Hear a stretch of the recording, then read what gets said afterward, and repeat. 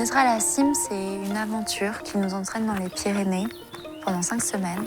C'est une volonté de se mettre en mouvement et de cheminer en collectif.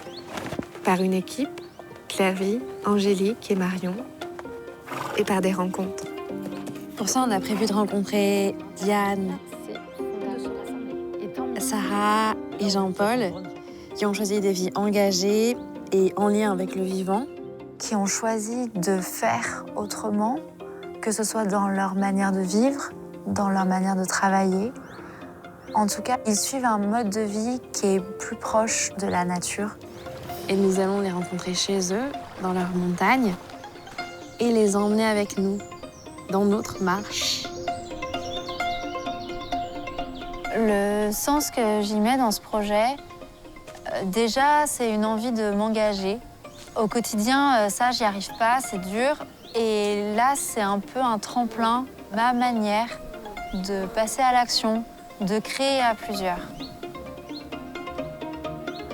Transmettre ce que l'on va apprendre sur le chemin grâce à ces rencontres, ce que l'on va voir bouger en nous, ce que l'on va déconstruire.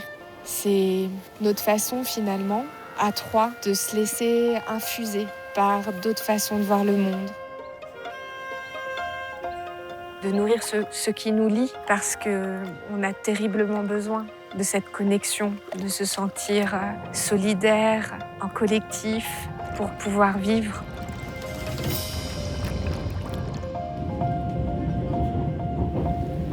« 23 juillet 2022, premier jour. Réveil très tôt ce matin à 5 h. On a passé la journée dans les transports pour venir jusqu'à Lourdes, puis Cauterets, un magnifique site. Merci.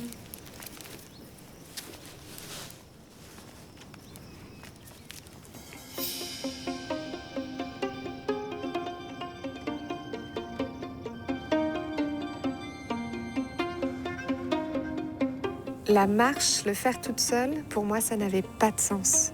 Le sens était amené par le collectif. Donc très vite, j'ai pensé à Claire-Vie et Angélique pour partir ensemble, parce que je sentais que même si on avait des visions différentes, peut-être des approches différentes, on avait une sensibilité au vivant qui était bien présente. On chemine en collectif pour construire, pour apprendre, pour éprouver, j'imagine aussi, les liens qu'on va créer. Je pense qu'à plusieurs, on s'encourage, on s'entraîne, on va plus loin. C'est fou comme le fait de marcher et rester ensuite dans la nature, bah ouais, il y a comme des couches qui s'en vont. Enfin, moi, je ressens vraiment physiquement comme des couches qui s'en vont, en fait. Les barrières sont levées. Ce qu'on vient chercher aussi par la marche, c'est peut-être ça, en fait. C'est d'enlever ces couches, ces codes, pour aller se recentrer sur ce qui est important, ce qui est là. Aussi bien dans notre lien à tout ça, quoi, dans notre lien à vous, mais aussi dans le lien qui est là.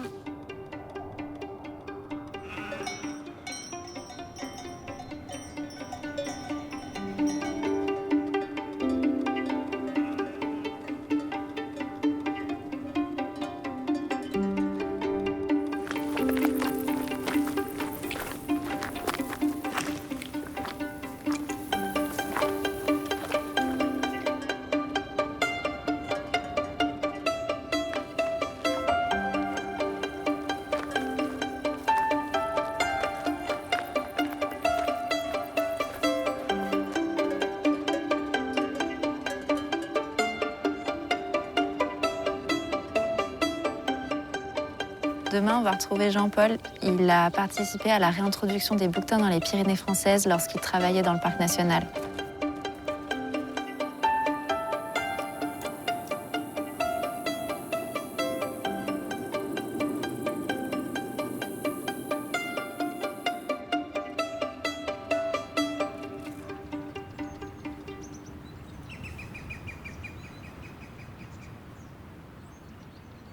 Ah, le programme de la journée. Il va être corsé puisqu'on va monter par palier et monter jusqu'au lac supérieur du Pourtet. L'intérêt, c'est que si on reste un peu tard le soir, on risque de voir surgir les bouquetins de là où on ne pensait pas les voir. Je ne peux pas ne pas vous dire que vous êtes sur le lieu historique de la réintroduction du bouquetin dans les Pyrénées. On les a lâchés de là. L'endroit a été choisi parce qu'on est tout près d'une des zones où ont disparu les tout derniers, en face, sur le versant d'en face. Et aussi, et peut-être surtout, parce qu'on est au cœur du parc national des Pyrénées, qui est une zone protégée, et sachant que c'est le parc national des Pyrénées qui a été le moteur de cette réintroduction. Je vous propose qu'on ne traîne pas trop et qu'on prenne mon sac à dos et qu'on y aille, si vous voulez bien. Allez, c'est Allez, parti. vous n'êtes pas trop chargé. Un petit peu. Puis ce que je veux que vous reteniez bien, c'est que le bouquetin, c'est un animal qu'on cherche beaucoup et qu'on ne voit pas toujours, hein. Donc moi, je passe ma vie à ça depuis que je suis à la retraite. Mais il y a des jours où on cavale toute la journée, on se demande s'ils ne sont pas disparus, quoi. Et puis il y a des jours où il y en a partout.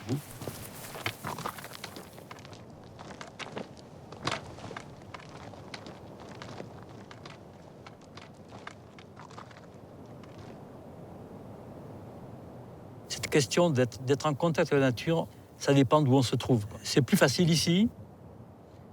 Quand tu es tout seul pendant des heures ici et que tu regardes ce paysage autour, c'est pas un décor, c'est pas du virtuel, ça c'est la réalité absolue. Et on est là.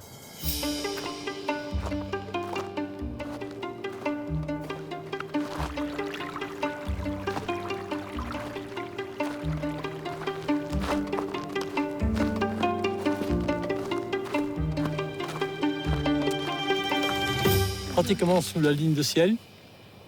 Au-dessus de ce grand dôme, là, il y a un gros bloc. Tu le vois, le bouquetin? Il y en a un autre qui arrive derrière, oui. Ah oui, tout petit. Voir les bouquetins ici, ça paraît être un effort de volonté extraordinaire, en fait. J'ai pas eu à faire d'effort de volonté, ça s'est enchaîné comme ça. Et puis, il y a eu des périodes d'accalmie où on pensait que c'était fichu, et puis ça rebondissait. 30 ans sont passés très rapidement. Heureusement, je travaillais dans un établissement, le Parc national des Pyrénées, qui a toujours maintenu ce projet de bouquetin dans son programme.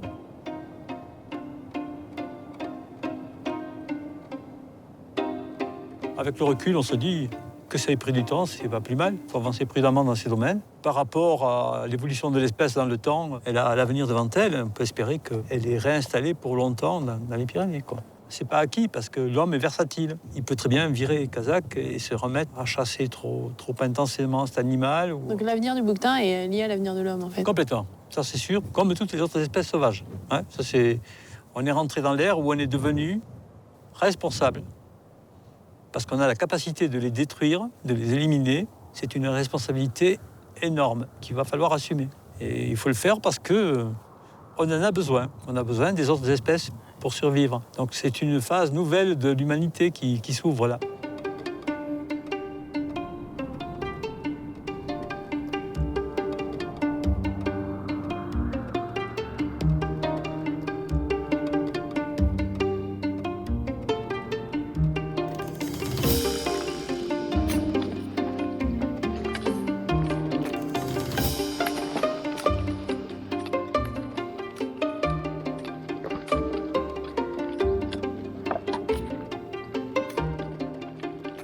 On va aussi se sustenter parce que on n'est pas poète quand on a faim.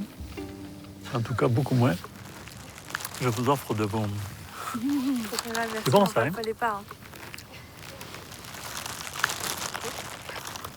Merci. Toi, Marion, tu manges pas? Tu crois que je mange pas? Ah oui, il faut des forces ici. Tu as vu un peu l'hostilité des lieux.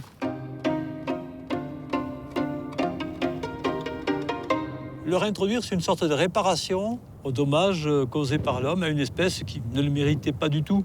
La démarche bouquetin du Parc national des Pyrénées, elle s'inscrit dans cette révolution qui est liée à cette époque-là. On est né dans une époque où l'homme se préoccupe de sauver ce qui peut l'être encore.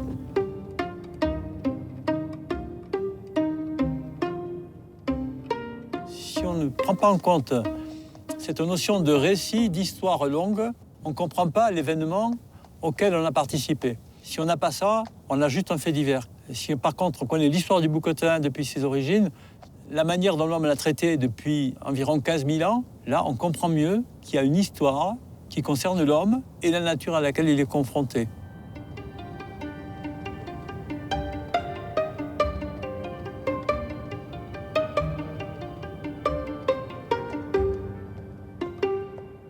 On va bien bien que les problèmes sont vastes et que le bouquetin, finalement, là-dedans, c'est caricatural un petit peu, c'est facile, c'est exemplaire, mais protéger la biodiversité, celle qui nous impacte directement, celle avec qui on partage l'espace vraiment, c'est autre chose, ça. Voilà.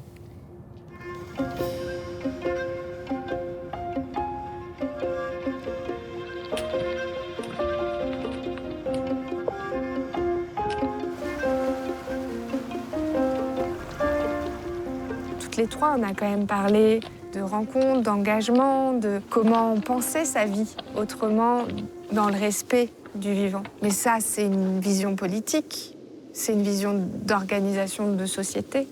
On est des générations qui prennent conscience et qui commencent à agir pour renverser la vapeur. Est-ce qu'on va réussir? On n'en sait rien. Pour moi, c'est un engagement politique. Ça me permet de mettre en action des valeurs que je trouve fortes et qui, pour moi, sont politiques. Et du coup, est-ce que là, ce qu'on est en train de faire, il n'y aurait pas un peu de ça?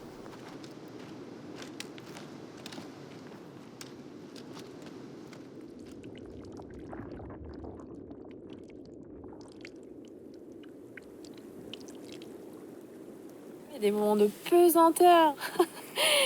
J'ai l'impression de traîner des choses. Je me dis, mais on va jamais s'en sortir dans la communication entre nous. Et en fait, après, il y a des moments comme ça, ça se dégonfle. Et, ça, je trouve ça assez merveilleux.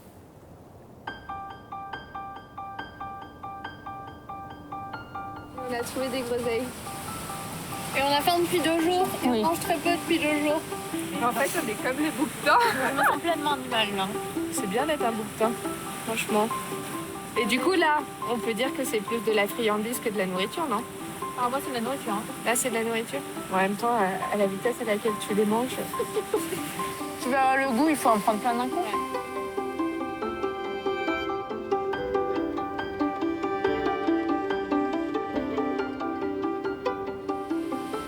De l'échange avec Jean-Paul, quelque chose que j'ai énormément apprécié avec lui, c'est les allers-retours qu'il y a eu entre des temps de mouvement et des temps de contemplation.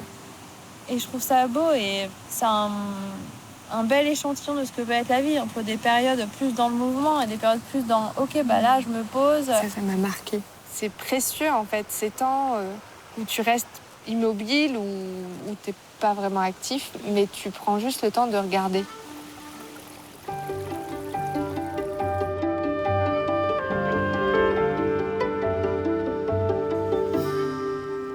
Je me souviens de quand on était dans les Hautes-Pyrénées de ce matin et il y avait du coup la brume qui se levait.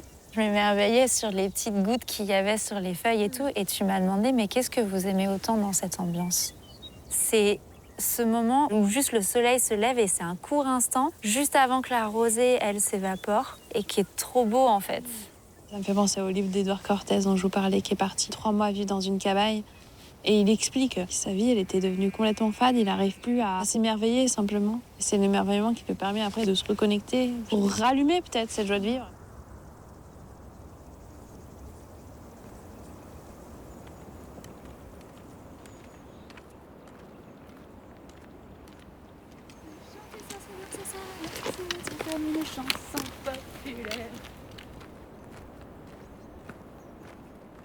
On est parti ce matin de la vallée pour remonter. Et là, on vient de se poser après 2h30 de montée. Et je crois qu'on n'a pas du tout les mêmes sensations toutes les trois. Ça a été dur au début parce que je me suis réveillée avec des vraies douleurs aux genoux. Ça m'a bien remis à ma place et me rendre compte que certes, il y a le mental qui peut faire beaucoup, mais en fait, ton corps, il est moteur. Et je trouve que c'était un bon rappel de l'importance qu'il a. Alors moi, la montée a été au début difficile. Et progressivement, je suis entrée dans un état que j'affectionne beaucoup, où je sentais mes pieds qui se plantaient dans le sol, je chantais les mollets. Je sais pas, je sentais la fraîcheur du vent et je me disais, bordel, mais quelle chance. Enfin, j'avais la sensation de tellement exister, en fait. Ça a été très dur, la montée. Comme je sentais plus mes jambes, que du coup, j'avais peur de tomber, je regardais là où je mettais mes pieds. Donc en fait, j'ai vu le chemin. Si je me retourne pas pour regarder le paysage, bah, j'y prends pas de plaisir, quoi.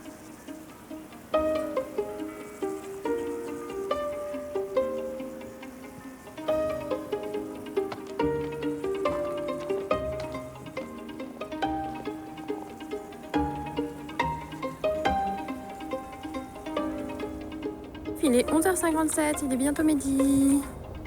On est en direction pour aller chez Sarah, à Olon. On a dû sortir du GR10. C'est très très très beau où on est. Ça change tout parce qu'on fait un peu du hors-piste et c'est un peu plus flou. On traverse aussi des trucs hyper caoutchouteux.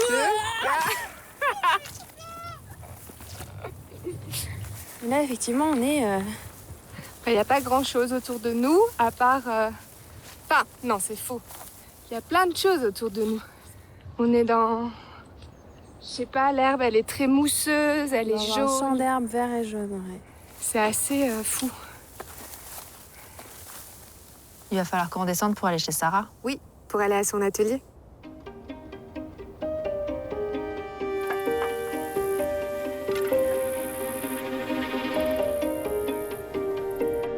Première cuisine depuis 2 semaines.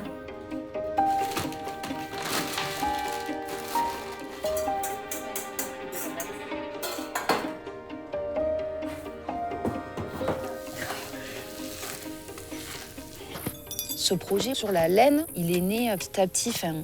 L'envie de rentrer à la maison, qu'il y ait un lien, d'avoir une certaine légitimité, d'avoir un projet qui a du sens et d'avoir une certaine lutte. C'est juste que, franchement, il faut s'accrocher dans cette filière. C'est-à-dire qu'il reste quelques acteurs industriels, mais clairement, l'amont est compliqué. C'est-à-dire qu'il y a plus rien, en fait.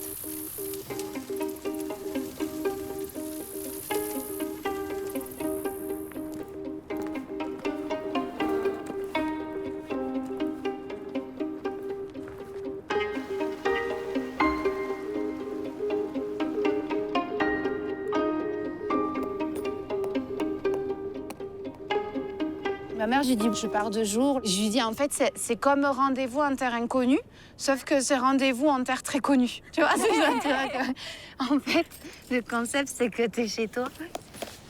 C'est dommage, on y était presque. Je les planterai après, si tu veux. Ouais, juste comme ça. Et du coup, ça allait là-dedans. Ouais. Putain, mais oui, elle a l'air immense. Écoute, j'aime le confort. Quand une race prend ce statut en voie d'extinction, derrière, il y a des sortes de subventions qui se déclenchent pour aider, pour pousser les éleveurs à s'installer ou maintenir la race, ce qui permet de toujours maintenir un peu à flot. Mais bon, du coup, on est comme ça, quoi. Après ça, Camille, elle vous en parlerait beaucoup mieux que moi.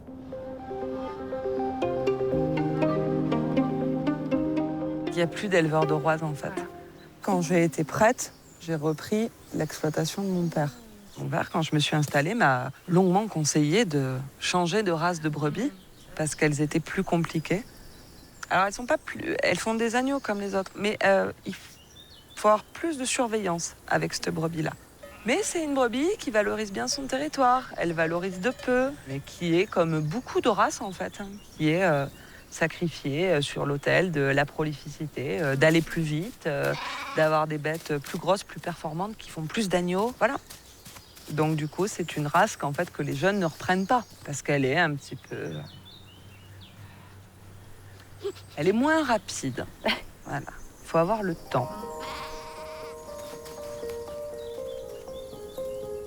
C'est encore plus exacerbé, entre guillemets, ce rapport à la bête et l'amour qu'ils peuvent avoir pour cette race. Parce qu'elle est en voie d'extinction. Ceux qui sont aujourd'hui en Auroise, c'est surtout des passionnés.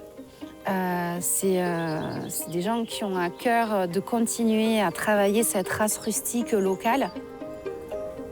On a créé en 2019 un groupement d'intérêt économique. C'est un lieu d'échange où on fait le lien entre les éleveurs, vraiment de cette partie production de la ressource, et la transformation. Je suis juste là pour leur dire qu'est-ce qui va se passer après, les informer. Je passe du temps à échanger avec eux, donc j'ai une idée de tout ce qui est lié à la laine. Mais après, je suis pas dans le quotidien d'un éleveur, donc on a besoin des experts pour trouver les solutions adaptées. Quand on fait les réunions, ils ne sont pas toujours d'accord. Il y a de la discussion. Et dans le GIE, on a des générations très, très différentes. Enfin, ça va de 20 ans à le pauvre, je ne le nommerai pas, mais à plus de 75 ans. Donc en fait, on a des pratiques très différentes. Et c'est là où c'est intéressant de les voir échanger aussi, parce que les jeunes n'ont pas forcément les mêmes méthodes.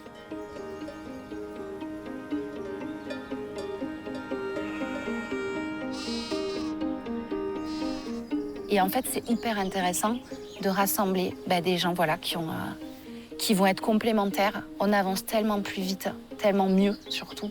Et c'est tellement plus rassurant aussi. J'espère qu'un jour la laine sera un argument, mais je ne sais pas si c'est réaliste.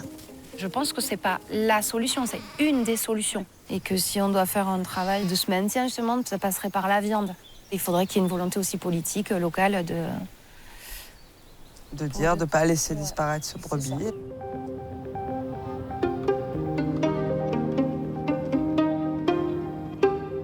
Comme dans tous les projets de longue haleine, il y a des moments de découragement, il y a des moments où on aurait tendance à abandonner un petit peu, puis ça rebondit, il faut insister. Mais je crois que c'est un peu le lot de tous les projets difficiles, il ne faut pas les abandonner tout de suite. Je pense que c'est cette force-là, cette énergie entre nous trois, qui m'apporte aussi le plus de reconnaissance. D'y aller quand même, de le faire ensemble, de ne pas lâcher, de continuer. On va y revenir sur travailler ensemble. Mais il faut aussi toujours se trouver des intérêts communs aussi.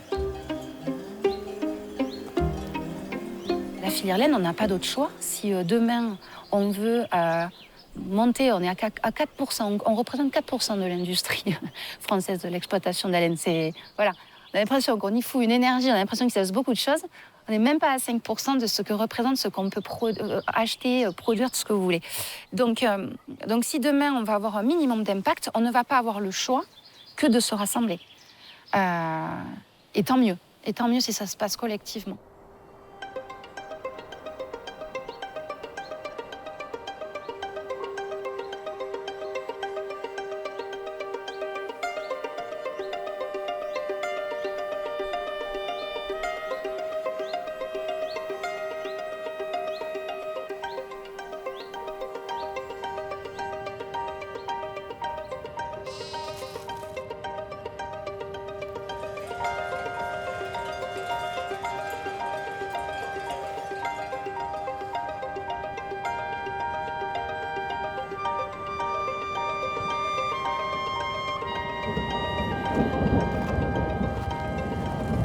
On a installé la tente et 30 secondes après, c'était comme ça.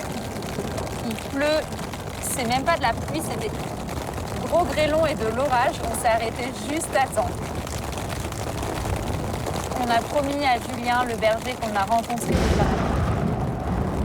de faire la danse de la pluie pour lui. Et faut croire que ça a super bien fonctionné.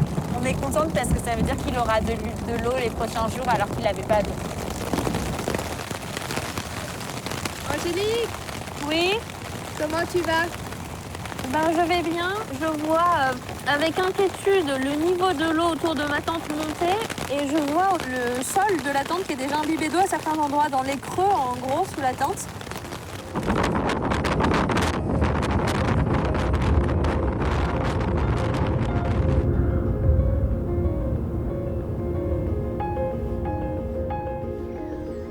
On se tient au courant.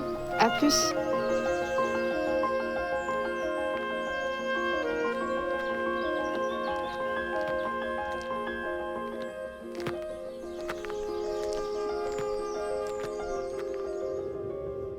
Je suis dans une auberge à Oza. Je me rends compte à quel point j'avais besoin de ce moment de repos pour mon dos, mais aussi ce moment de distance, de me retrouver seule. Mardi soir, quand je me suis coincé le dos et mon premier ressenti, ça a vraiment été de la déception. Et du coup, il fallait accepter de partir pour un temps, lâcher le groupe avec cette peur de est-ce que je pars et du coup je quitte le groupe et je perds ma place? Est-ce que je vais la retrouver? Est-ce qu'elle sera différente? Est-ce que c'est grave?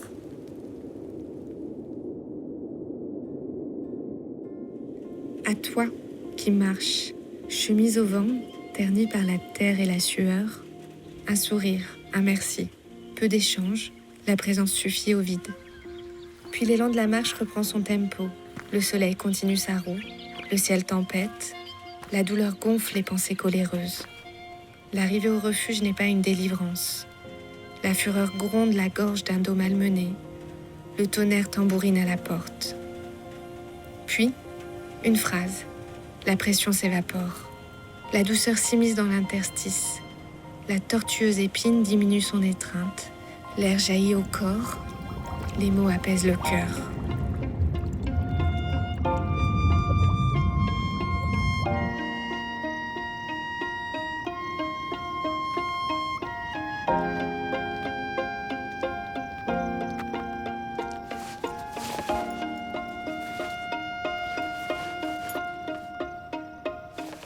Ces 2 jours et demi loin de vous, pour moi, ils ont été essentiels.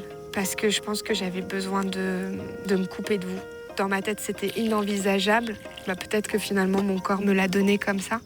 Du coup, ce truc de s'immobiliser, à ce moment-là, je le vois pas forcément comme un arrêt.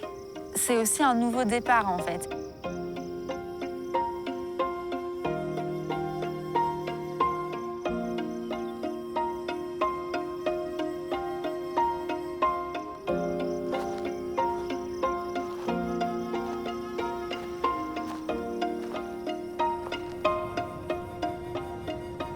Ce qui vient de nous arriver, c'est un accident de drone avec la main gauche et le bras gauche d'Angélique.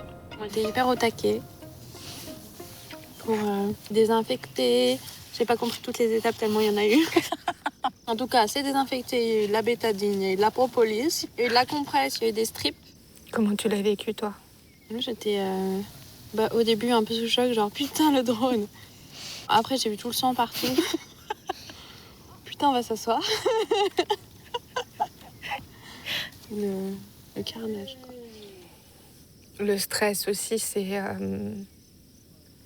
de voir cette multitude de blessures et tu mets ton cerveau émotionnel de côté pour être dans le soin et de tout de suite être dans la réaction. Et je me dis qu'il faut travailler bien, mais vite.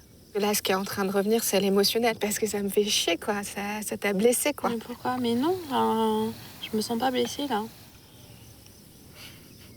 T'as pas la même notion du pas blessé. Je me sens pas blessée, c'est pas grave, les filles. Toi, Carrie? Je sais pas si... Enfin, j'ai envie de rire et je pense que c'est plus ma manière, du coup, de décompresser, là. Ouais, il fallait réagir et s'occuper de toi. Et c'était... Enfin, je sais pas, c'était le truc qu'il fallait faire. Et du coup, les autres trucs, c'est super important, je trouve.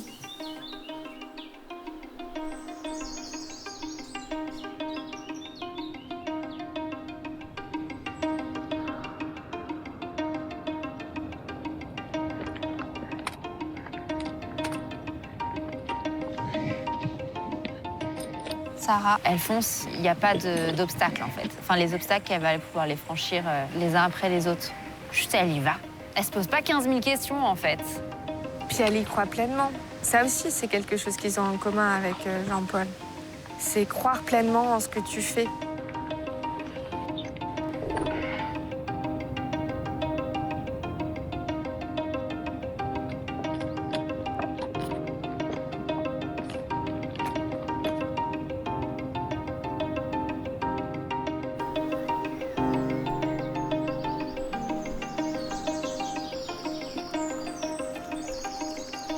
C'est peut-être ça qui est fort dans nos rencontres. C'est qu'à chaque fois, ils ont vraiment décidé avec tout leur corps, tout leur cœur. C'est ça qui fait aussi qu'ils sont aussi enthousiastes à l'idée de faire ce qu'ils font. C'est pas quelque chose de rationnel, c'est une espèce d'appel qui s'explique pas et sur lequel peut-être il est difficile de poser des mots.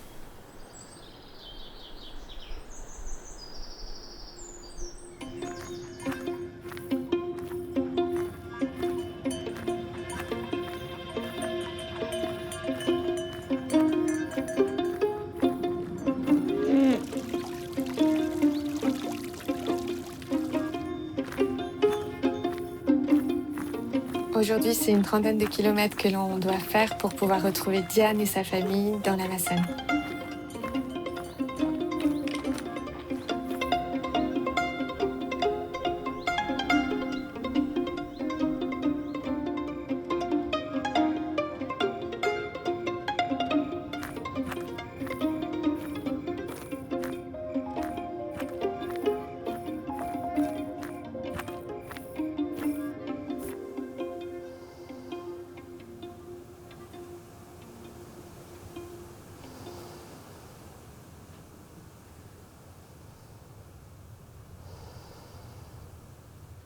On se fait inviter Ouais, on se fait inviter. chez nous, entre guillemets. Comment t'as dormi, Saul? T'as bien dormi? Oui. Est-ce que tu te souviens qu'on a débarqué en pleine nuit? On est arrivé en pleine nuit? Pas trop. Les filles, au début, elles étaient dans les tentes. Elles sont venues ici avec nous. Beaucoup de vent. C'est un peu le chaos, quoi, dehors. C'est la fiesta des arbres. Au début, on s'est pas rendu compte qu'il y en avait autant du sable. Bah ouais. Ouais, c'est un banc de Ça sable. rentre Ah dans là le là. duvet, ça rentre partout. Moi, j'avais les yeux qui étaient tout sableux. Moi, je me dormais en soie par-dessus ma tête, donc ça allait.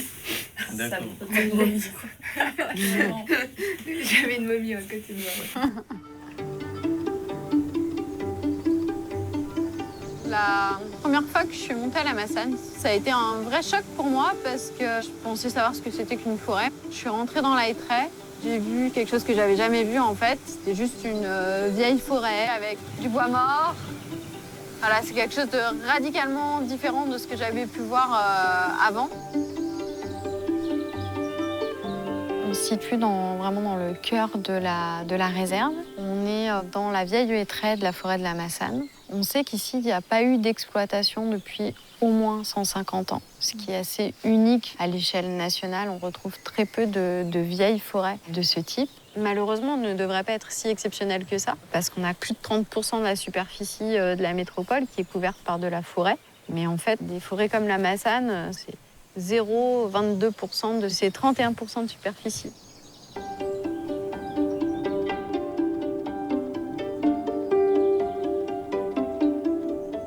On a desserré le corset au maximum ici pour laisser la forêt évoluer à sa façon et aussi laisser tous les processus de l'écosystème, que ce soit la sélection naturelle ou la régénération, se faire librement. Ça, c'est des bébés hêtres. Hein. C'est super joli. Là, il y en a beaucoup. Je pense que ça a été une bonne année finalement pour les hêtres. On a peut-être des futurs hêtres. Une chose qu'on va repérer très rapidement, c'est le bois mort. Tu vois, il y a un énorme hêtre derrière nous qui est tombé il y a quelques années, qui a laissé la lumière arriver ici. Ce qui fait qu'on a plein de jeunes hêtres qui ont poussé. C'est beaucoup plus vert au sol.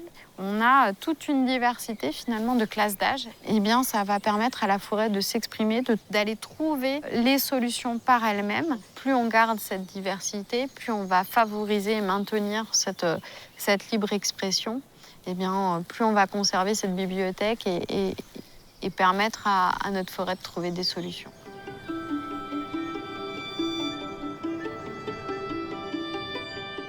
Laisser des espaces aujourd'hui où on accepte de ne plus intervenir, c'est fondamental. La forêt, elle était là bien avant nous.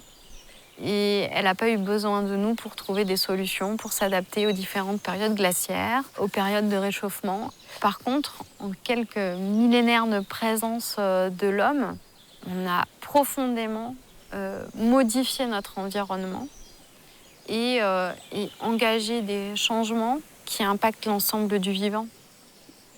Une seule espèce induit des changements globaux pour l'ensemble des êtres vivants présents sur cette planète. C'est ça qu'il faut prendre en considération. Au-delà de parler d'un arbre, on parle d'êtres vivants.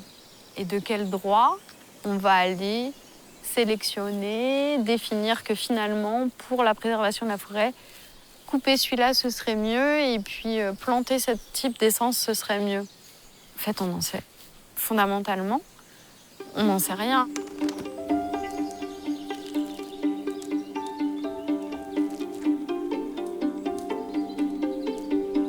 On parle d'observatoire du changement climatique parce que là, le hêtre, il est dans des conditions de variation très fortes. Il arrive à résister. Donc on se dit que nos hêtres ici, ils ont un bon potentiel pour lutter face à ces perturbations que nous causons. Ça nous permet de comprendre comment fonctionne la forêt. Et on a encore moult choses à apprendre d'elle. On n'en est qu'au début. Et en plus, ce que vous voyez là, c'est une partie de la forêt.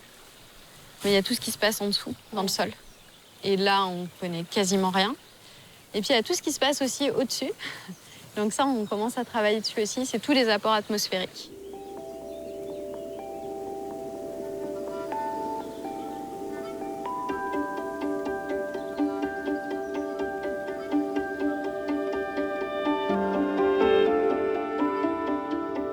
On traverse une forêt, surtout on voit qu'il y a des communautés végétales installées ici ou là qui ne sont pas du tout les mêmes. Dans cet apparent chaos, on peut parler d'un chaos, où tout semble faire n'importe quoi, n'importe où. En fait, il y a des lois très, très strictes qui s'appliquent et qui font que telle espèce de plante va être obligée d'habiter tel ou tel milieu, micro-milieu quelquefois, quelques mètres carrés, mais qu'elle n'est pas toute seule à aimer cet habitat. Le plus souvent, elle va devoir le partager avec d'autres plantes. Elles se sont harmonisées les unes aux autres. On a affaire à des communautés d'espèces qui sont comme autant de personnes qui sont en convivialité. Aucune n'élimine l'autre.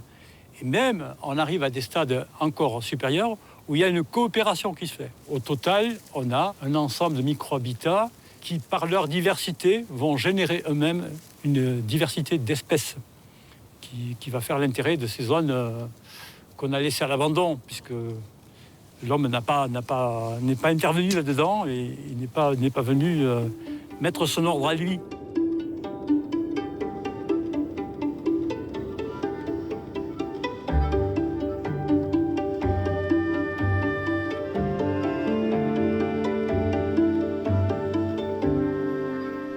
Ça fait une dizaine d'années qu'on se fréquente avec la Massane.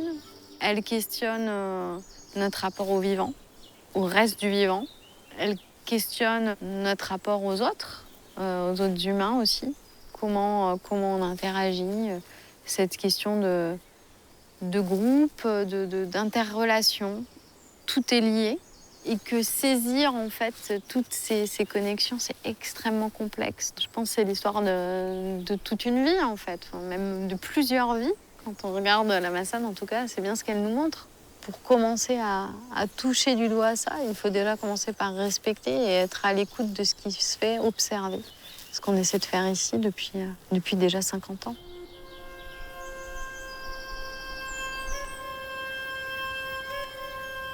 Le fait d'être tous les jours dans la nature, d'entendre tous ces bruits où en fait quand on se tait, même si on marche, on entend ça fourmille, il se passe plein de choses. J'ai une vraie appréhension de retourner en ville et de me refermer face à cette possibilité de voir ce beau, cet émerveillement.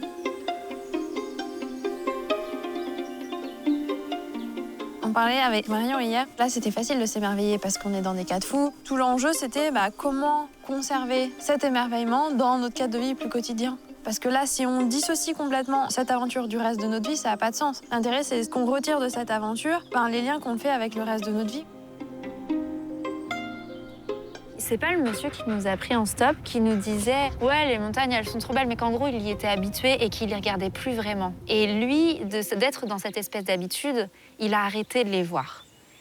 Et je me demande si c'est pas ça, plutôt. C'est de trouver le moyen de pas s'habituer à la beauté qui nous entoure et de toujours s'émerveiller d'elle.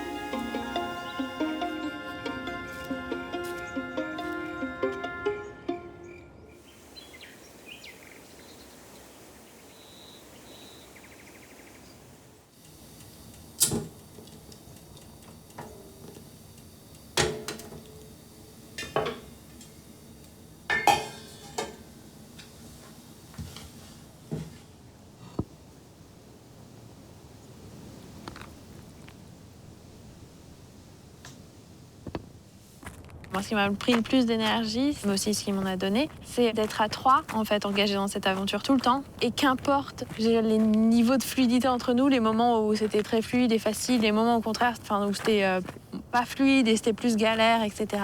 En fait, dans tous les cas, on était embarqués dans l'aventure et il fallait qu'on fasse avec. C'est difficile, je trouve, de tâtonner comme ça avec les autres. avec vous deux. Et c'est aussi... c'est le plus grand apprentissage, je trouve.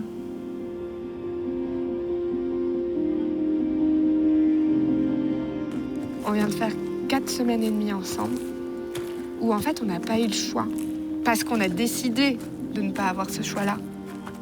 On n'a pas pu avoir ces respirations qui nous a poussés à être pleinement ensemble, qu'il vente, qu'il pleut, qu'il fasse chaud, ou quelle que soit l'humeur de chacune.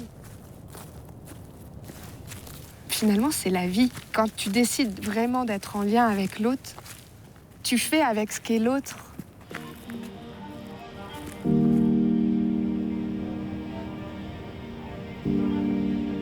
Est-ce que ça fait pas partie de la vie d'avoir ces moments où ça prend beaucoup, ça aspire beaucoup, et d'autres moments où ça te communique une force, une joie, une ressource dont tu n'avais même pas imaginé, mais c'est du fait d'être en lien.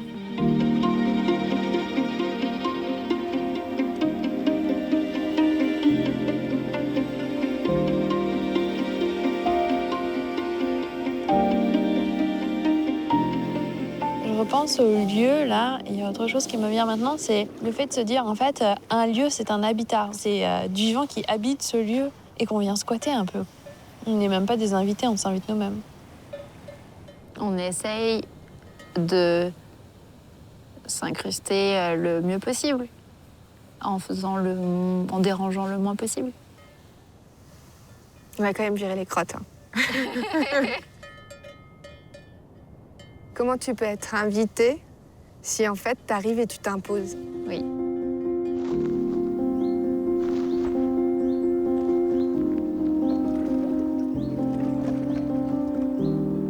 Quand on a un territoire aussi beau, on a forcément envie de le protéger.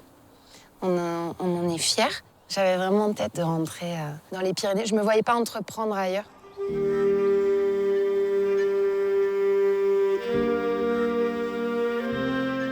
Là, on est rentré dans un tel niveau de pression qu'il faut absolument qu'on sorte de cette vision à l'espèce. Il n'y a pas une espèce au-dessus d'une autre. Ça, c'est la base. Donc, conserver une espèce, ça n'a aucun sens.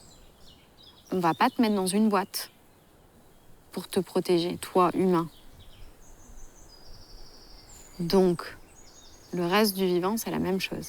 C'est pour ça que conserver des espaces en libre évolution, où on essaie de lever tous ces impacts humains, on ne pourra pas tous les lever, mais en tout cas de libérer un petit peu la pression humaine sur ces espaces, c'est beaucoup plus fondamental. Pourquoi les espèces disparaissent? Parce qu'on a mis la pression partout. Parce qu'on laisse plus de place au reste du vivant. Sauf que on en est dépendant aussi.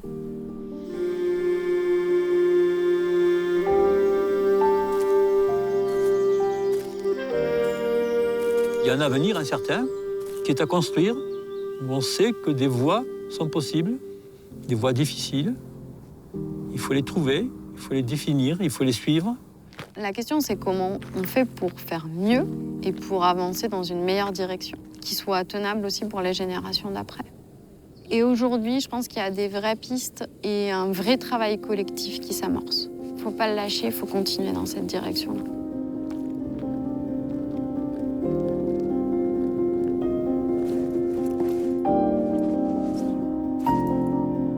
Le collectif, je pense qu'on y viendra parce que c'est pareil, on n'aura pas le choix. Il faut qu'on apprenne aussi, il faut qu'on apprenne à se réunir, il faut qu'on apprenne à faire du collectif. Alors, c'est super le collectif, c'est pas toujours bien non plus, c'est pas toujours facile en tout cas le collectif. Ça commence quand même à venir sur des petits projets, sur des petites touches comme ça. En fait, ton engagement individuel, il suffit plus, il te suffit plus. En tout cas, il y a un moment où tu as besoin de plus. Et du coup, c'est là où la résonance du collectif, elle est plus forte. Il se passe quelque chose, il y a un nouveau moteur qui est là, avec le fait d'être en lien avec d'autres personnes.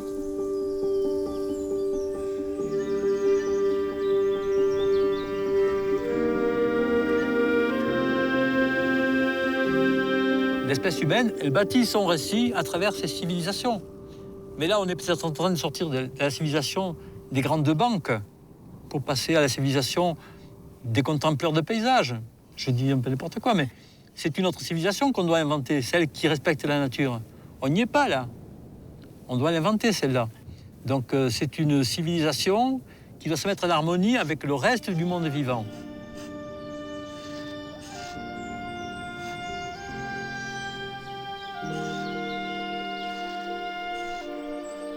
Marcher avec vous et marcher tous les jours, ça a été libérateur et ça m'a apporté vraiment de la joie.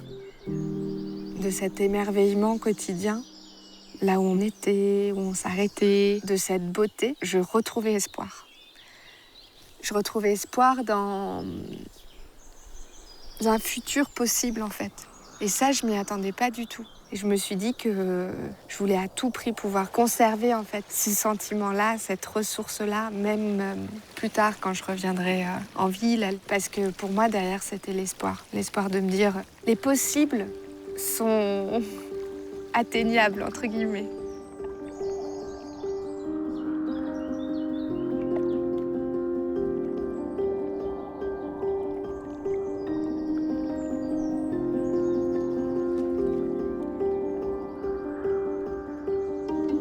N'allons pas chercher la Lune ou Mars, déjà la Terre. C'est là qu'on habite. C'est notre pays, c'est notre patrie pour longtemps encore.